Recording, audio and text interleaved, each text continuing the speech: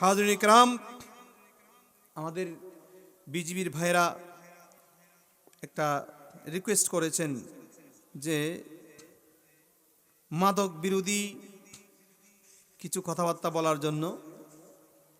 দেখেন, আল্লাহর কোরআনে সরাসরি আয়াত এসেছে, ইন্নামাল খামরু ওয়াল মাইসিরু ওয়াল আনসাবু ওয়াল আজলাম রিজসুম মিন আমালিশ শাইতান। আচ্ছা, মাদক, মদ, গাঁজা, এগুলা কি ফেন্সিডিল, এগুলা হালাল না হারাম? কথা বলেন নাই তো, সবাই বলেন। তা আমরা কি হারামটা খাবো নাকি হালাল খাবো? হালাল পয়সা ইনকাম করে, এত কষ্ট করে কষ্টার্জিত সম্পদ দিয়ে আপনি কেন আপনার শরীরের ভিতরে হারাম ঢুকাবেন? মনে রাখবেন, যাদের শরীরের ভিতরে হারাম ঢুকেছে, যাদের রক্তের সাথে হারাম মিশ্রিত হয়েছে, ওদের নামাজ ভালো লাগবে না, রোজা ভালো লাগবে না, হজ যাকাত ভালো লাগবে না, কোরআন তেলাওয়াত ভালো লাগবে না, কোনো ভালো কাজ তাদের ভিতরে কাজ করবে। তো কি নিয়ে যাবেন দুনিয়া থেকে? ভালো কাজ যদি কিছুই ভালো না লাগে, আজান শুনলে আপনার খারাপ লাগে, নামাজের কথা বললে আপনার খারাপ লাগে, হজের কথা বললে আপনার খারাপ লাগে, একটু সদকা দিতে বললে আপনার খারাপ লাগে, তো ভালো কোনটা? আপনার কাছে কোনটা ভালো লাগে? ওই শয়তানি আমল। আমার আল্লাহ বলে দিয়েছেন, ইন্নামাল খামরু ওয়াল মাইসিরু ওয়াল আনসাব ওয়াল আজলাম রিজসুম মিন আমালিশ শাইতান। এগুলাকে নাপাক বলেছেন। মদ পান করা, জুয়া খেলা, তীরবিদ্ধ করে জুয়া খেলা, স্বরের মাধ্যমে জুয়া খেলা। এখন তো জুয়া খেলার নতুন স্টাইল বের হয়েছে। এখন আর ওই দূরে গিয়ে আড্ডা দিয়ে কয়েকজন বসে জুয়া খেলতে হয় না, দুইজন হলে চলে, মোবাইল নিয়ে বসে যায়। ঠিক কিনা বলেন? মোবাইলের ভিতরে এসে গেছে জুয়া। হাজার হাজার, লক্ষ লক্ষ, কোটি কোটি টাকা অপচয় করছে অনেক ধনাঢ্য পরিবারের সন্তানরা। মধ্যবিত্ত পরিবারের সন্তানরা বরবাদ হয়ে যাচ্ছে, তাদের বাবা মার সহায় সম্পত্তি পর্যন্ত বিক্রি করে দিচ্ছে এই জুয়া খেলার মধ্যে ডুবে গিয়ে। ঠিক কিনা বলেন? আসুন যুবক, কোন দিকে যাচ্ছেন? আমি হাদিস এনেছি। কোন দিকে যাচ্ছেন আপনি? কোন পথে যাচ্ছেন? আপনার এই যৌবনকাল অনেক দামি সময়, যৌবনকাল অনেক মূল্যবান সময়। আমার নবী বলেছেন, কাল কিয়ামতের ময়দানে মানুষ যখন ঘামের মধ্যে হাবুডুবু খাবে, মানুষের ঘাম কিয়ামতের ময়দানে উঠতে উঠতে কানের লতি পর্যন্ত গিয়ে পৌঁছে যাবে। ঘামের ভিতরে হাবুডুবু খাবে। কঠিন হাসরের ময়দান, 12 সূর্যের তাপ মানুষের মাথার 4 আঙ্গুল উপরে থাকবে। লক্ষ লক্ষ মাইল দূর থেকে যখন তাপ ছাড়ে, আমরা সহ্য করতে পারি না। পাখার বাতাসও সহ্য হয় না, এসির বাতাসও সহ্য হয় না। এত প্রচন্ড গরম যখন পড়ে, ও আল্লাহর বান্দারা, যুবক ভাইয়েরা শুনুন, কাল কিয়ামতের ময়দানে 12 সূর্যের তাপ মাথার মাত্র 4 আঙ্গুল উপরে থাকবে।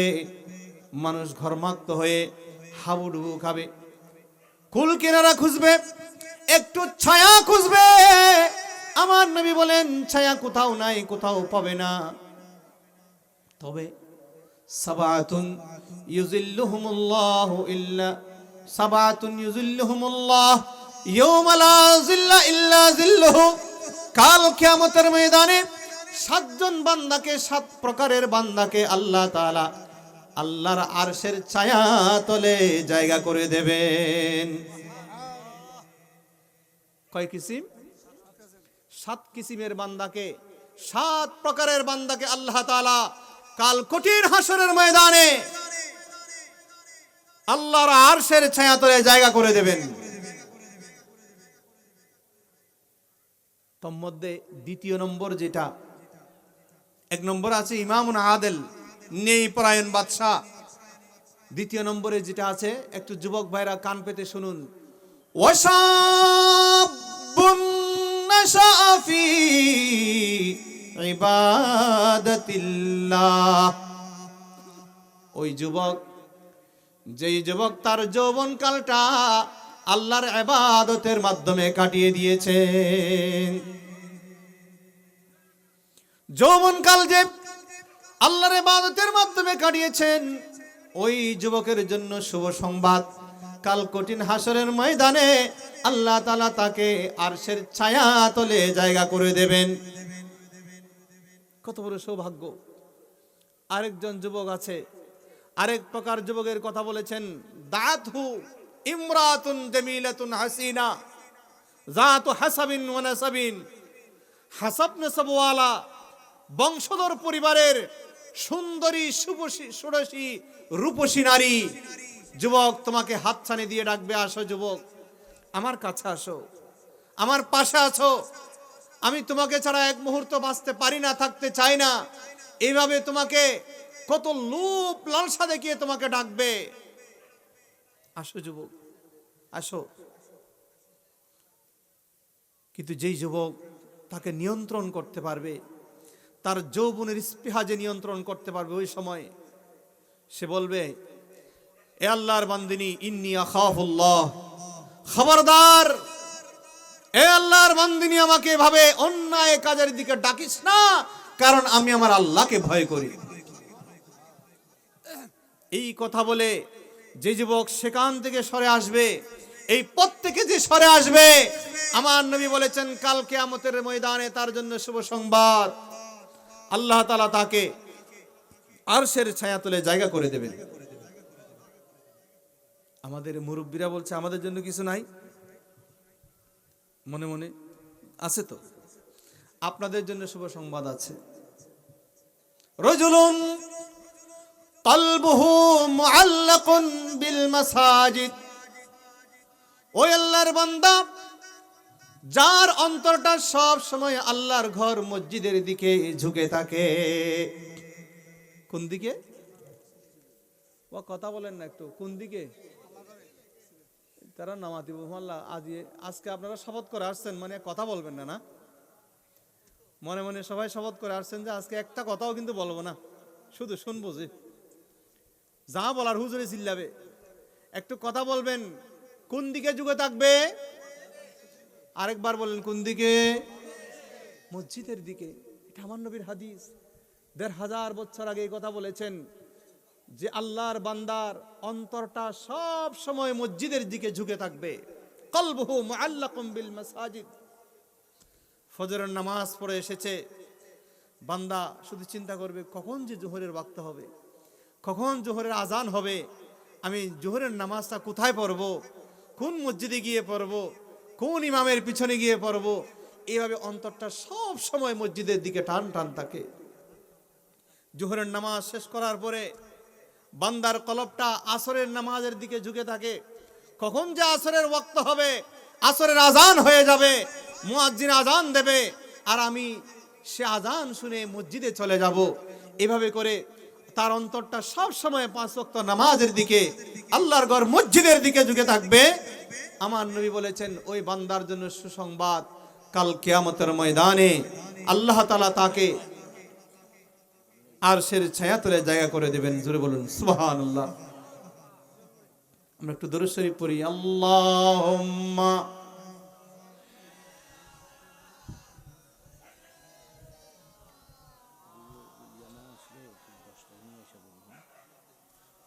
ওয়া আলা আলি সাইয়্যিদিনা।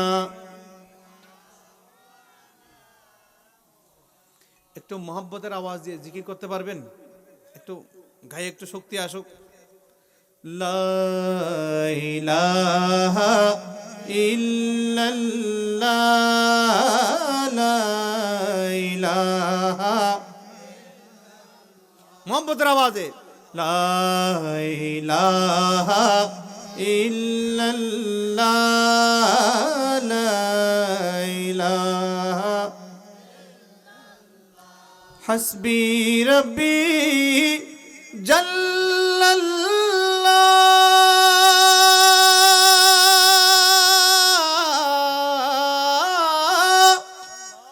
মা ফি কলবি গায়রুল্লাহ,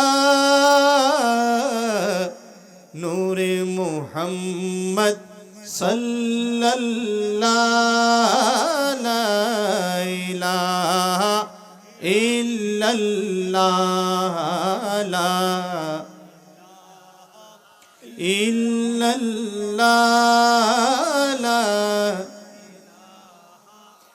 ইল্লাল্লাহ লা ইলাহা ইল্লাল্লাহ লা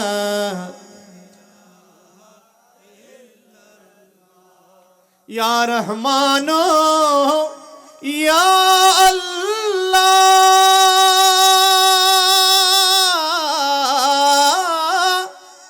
ইয়া রহিম ইয়া আল্লাহ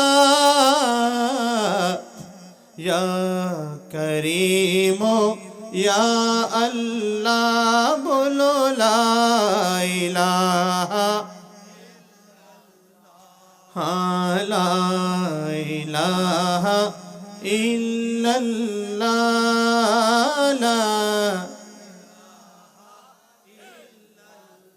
মুহতারাম হাজরিন, একটু মনোযোগ দিয়ে শুনবেন। আমার নবী ১,৫০০ বছর আগে আমাদেরকে জানান দিয়েছেন, লা তাজুলু কদমান আবদুন ইয়াউমাল কিয়ামা হাত্তা ইয়াসআলা আন আরবাই খিসালিন। ৪টা প্রশ্নের জবাব না দেওয়া পর্যন্ত কিয়ামতের ময়দানে বান্দা এক কদম সামনের দিকে এগোতে পারবে না। কি কি? আন উমরিহি ফিমা আফনাহু, বান্দাকে হায়াত দিয়েছেন, কাউকে ৩০, ২০, ৩০, ৪০, ৫০, ৬০, ৭০, ৮০, ৯০ বছর হায়াত পেয়েছে। বান্দা এই হায়াতগুলো কোন পথে ব্যবহার করেছে, কিভাবে সে তার জীবনটা কাটিয়েছে, জীবনের প্রতিটি মুহূর্তের পায়ে পায়ে করে হিসাব আমি আল্লাহর সামনে দিতে হবে। ওয়ান শাবাবিহি ফিমা আবলাহু, আমি তাকে যৌবনকালে উপনীত করেছি, যৌবনের স্পৃহা উদ্যম শক্তি আমি তাকে দিয়েছি। এই যৌবনকাল সে কিভাবে কাটিয়েছে, কোথায় কাটিয়েছে তার যৌবনকাল? চুরি করে করে কাটিয়েছে, ডাকাতি করে কাটিয়েছে, সন্ত্রাসী করে হাইজ্যাক ধর্ষণ করে কাটিয়েছে, মদ পান করে করে কাটিয়েছে, সারা রাত জুয়া খেলে কাটিয়েছে, নাকি রাত্রিবেলায় সবাই যখন ঘুমের ঘুরে আচ্ছন্ন, যুবক আল্লাহু আকবার বলে উঠে গিয়ে শীতের রাতে, কনকনে শীতের রাতে ওযু করে যায় নামাজ বিছিয়ে আমার আল্লাহর কুদরতের কদমে সিজদা দেওয়ার জন্য দাঁড়িয়ে গিয়েছে। এই হিসাব আমি আল্লাহর সামনে দিতে হবে।